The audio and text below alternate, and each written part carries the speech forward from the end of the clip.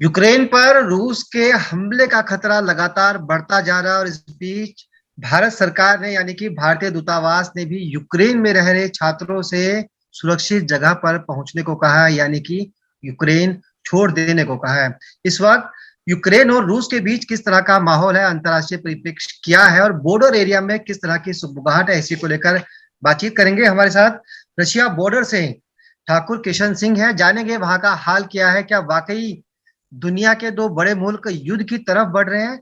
ठाकुर साहब, स्वागत है आपका पंजाब के इसी ग्रुप में। नमस्कार जी, नमस्कार। आपका स्वागत है। ठाकुर साहब, आप रशिया बॉर्डर पर हैं, जानना चाहेंगे कि इलाका कौन सा है, और चूंकि आप लगातार वहां पे कवरेज कर रहे हैं, आप खुद वीडियोस बनाकर भी लोगों को बता रहे हैं किस तरह का माहौल रूस के अंदर है और यूक्रेन के लोग किस सिचुएशन में है, और जो अंतर्राष्ट्रीय माहौल बना हुआ है यूक्रेन और रूस के बीच युद्ध के संभावित खतरे को लेकर, क्या कुछ आप वहां पे देख पा रहे हैं? देखो, यूक्रेन का जो बॉर्डर है रसिया के साथ में, वो लगभग 2100 किलोमीटर है, लगभग पूरा बॉर्डर। और उतना ही बॉर्डर जो है ऑलरेडी रसिया यूरोपियन कंट्रीज से शेयर कर रहा है, जिनमें से मेन जो 6 कंट्रीज हैं, जैसे कि नॉर्वे है। नॉर्वे एक बहुत बड़ा बॉर्डर शेयर करता है रसिया के साथ में। फिर फिनलैंड है, फिनलैंड भी लगभग 250 किलोमीटर लंबा बॉर्डर शेयर करता है।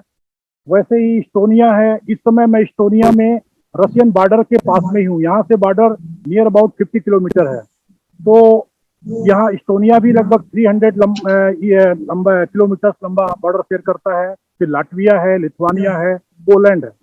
तो जो आपने कहा कि इंडियन एम्बेसी ने, जो भी इंडियंस हैं उनके लिए, तो ना केवल इंडियन एम्बेसी ने, जितने भी कंट्रीज हैं, चाहे वो वेस्टर्न कंट्रीज के हों, गल्फ कंट्रीज के हों, या अफ्रीकन कंट्रीज के हों, या यूरोपियन कंट्रीज के हों, लगभग सभी देशों की गवर्नमेंट ने अपने अपने जो भी नागरिक हैं उनको सचेत कर दिया गया है।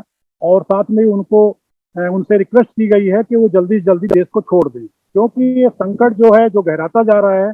क्योंकि बातचीत के दौर अभी भी चल रहे हैं, कई मुल्क चाहते हैं कि युद्ध की तरफ ना बढ़ा जाए, अमेरिका लगातार कह रहा है, इंग्लैंड ने भी कहा है। कोई नहीं और चाहता है। जी मैं बताऊं आपको, रसिया भी नहीं चाहता है। रसिया भी नहीं चाहता है, जी बिल्कुल। क्योंकि उसको पता है कि इसका अंजाम क्या होगा। रसिया भी नहीं चाहता है, यूरोपियन कंट्रीज भी नहीं चाहते, और अमेरिका खुद नहीं चाहता है। क्योंकि ये जब युद्ध होगा तो ये सीधा किधर डाइवर्ट हो जाएगा, आप समझ सकते हैं। सबके पास सब कुछ है, और जब बात आएगी खुद पे मरने की या अपने लोगों को मरने देने की, तो कोई भी मुल्क किसी हद तक जाएगा। रशिया में किस तरह के हालात हैं, क्योंकि सब जानते हैं कि रूस एक पावरफुल कंट्री है, रूस जो ग्रुप 5 है उसका भी मेंबर है, संपन्न देश है। आप चूंकि बॉर्डर पर हैं, वहां किस तरह के हालात हैं, और रूस के जो अंदर लोग रह रहे हैं वो उनके बीच में किस तरह की चर्चाएं चलती है? जहां तक मुझे जानकारी है, क्योंकि जहां मैं रह रहा हूँ, तो इस एरिया में लगभग यहाँ पर मोर देन 60% जो पॉपुलेशन है वो रशियन लोगों की है। तो जहां तक रसिया के अंदर की बात है, जो कि मुझे मालूम पड़ती है दूसरे लोगों से, जो रसिया से आए हुए लोग हैं या फिर जो रसिया मूल के लोग यहाँ रह रहे हैं, उनसे जो मालूम पड़ता है, तो रसिया के अंदर भय का कोई माहौल नहीं है। सबसे बड़ी बात क्या है कि उनको अपने पावर पे घमंड है, भरोसा है, और अपने नेतृत्व पे भरोसा है। उनको अपने नेतृत्व पे भरोसा है, पुतिन पे भरोसा है। रसिया ऐसा है कि ठीक है, वहां भी अपोजिशन है और वहां भी लोग विरोध करते हैं। पुतिन की सत्ता का विरोध भी किया गया है भूतकाल में, और वर्तमान में भी थोड़ा बहुत तो होता ही रहता है। लेकिन अधिकतर जो पॉपुलेशन है वो पूरी तरीके से आश्वस्त है, और उनको पूरा यकीन है कि उनका मुल्क युद्ध जीतेगा। जी, आप सर वार जोन एरिया में इस वक्त खड़े हुए हैं, और ये कहा जा रहा है कि रूस ने करीब 3 लाख सैनिकों को तैनात कर रखा है बॉर्डर एरिया पर। बेलारूस के अंदर युद्धाभ्यास भी चल रहा है, कई मिसाइल भी लगा दी गई है बॉर्डर्स पर। तो जानना चाहेंगे क्या वाकई इन बातों में कितना दम है, क्या वाकई रूस युद्ध के लिए तैयार है पूरी तरह से? जो खबरें यहाँ इंडिया तक आ रही है, जो दूसरे मुल्कों में खबर पहुंच रही है रूस को लेकर। देखिए, जो रसिया ने फौज लगाई हुई है, तो उनका मेन फोकस तो यूक्रेन में है, ये तो सच है।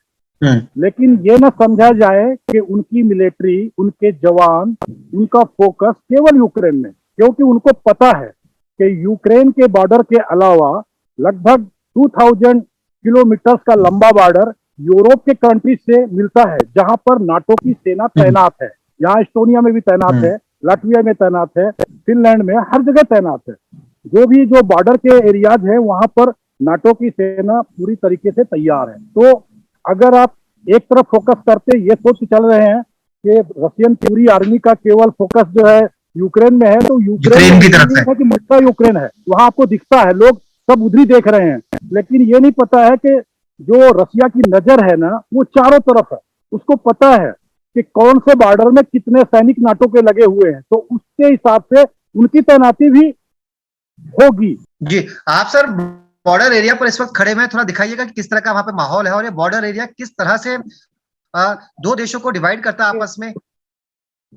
खैर यहाँ से बॉर्डर तो लगभग, मैंने जैसा कि आपको कहा कि यहाँ से बॉर्डर जो है तो लगभग 50 किलोमीटर दूर है, लेकिन आपको ये भी मालूम होना चाहिए और आपको मालूम होगा भी कि कभी भी जो लड़ाइयाँ होती हैं बॉर्डर पे नहीं होती हैं। जो सेना तैनात की जाती है, जो युद्ध के मैदान बनाए जाते हैं, जैसे कि ये बना हुआ है, ऐसे यहाँ पर इस्टोनिया में या दुनिया के कहीं किसी मुल्क में 50-60 किलोमीटर दूर से ही युद्ध किया जाता है, ठीक है ना। तो यहाँ पर जो बॉर्डर एरिया में है तो इसी तरीके से कस्बों में, गाँवों में, शहर से दूर ऐसे ही आपको जंगल काट के रोड जो है तो इन्होंने पहले ही बना के रखा हुआ है। ये लोग बड़े स्मार्ट हैं यूरोपियन कंट्रीज वाले, इनको मालूम है कि कब क्या स्थिति हो सकती है, कब क्या हो सकता है। तो ये वो रोड नहीं है जिनसे कि कोई वाहन जाते हों, उसके लिए तो अलग हाईवे है। ऐसे रोड, ऐसे ट्रैक्स बनाए जाते हैं और ऑलरेडी बने हुए हैं।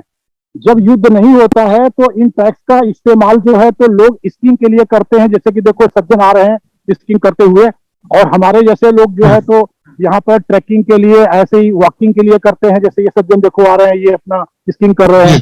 तो इस तरीके से इस्तेमाल होता है। लेकिन ये जो रोड ऐसे बनाए गए हैं बॉर्डर एरिया से थोड़ी दूरी पे और बड़े बड़े चौड़े चौड़े रोड, तो ये भविष्य को ध्यान में रखते हुए ही बनाया गया था पहले ही, कि कभी भी अगर युद्ध होता है तो बड़े बड़े टैंकों को किस तरीके से आसानी से ले जाया जा सके आगे। जी, एक अल्टरनेट रास्ता तैयार कर लिया गया है। जो ट्रैक आप दिखा रहे हैं, इस ट्रैक का भी इस्तेमाल किया जा सकता है अगर युद्ध की स्थिति बनती है तो। हालांकि कीव में इस वक्त टेंशन लगातार बढ़ रही है, क्योंकि अब भारतीय दूतावास ने भी कीव में, यानी कि यूक्रेन में रह रहे भारतीय छात्रों से यूक्रेन को छोड़ने की बात कही है। इससे पहले अमेरिका सहित कई दूसरे देश भी अपने अपने लोगों को यूक्रेन से बाहर निकालने का काम कर रहे हैं। बहुत बहुत शुक्रिया ठाकुर कृष्णा सिंह जी आपका, रूस से हमारे साथ जुड़ने के लिए, वहां के हालात दिखाने के लिए। आपसे आगे भी ताजा अपडेट्स देते रहेंगे। फिलहाल इस जानकारी के लिए आपका बहुत बहुत धन्यवाद।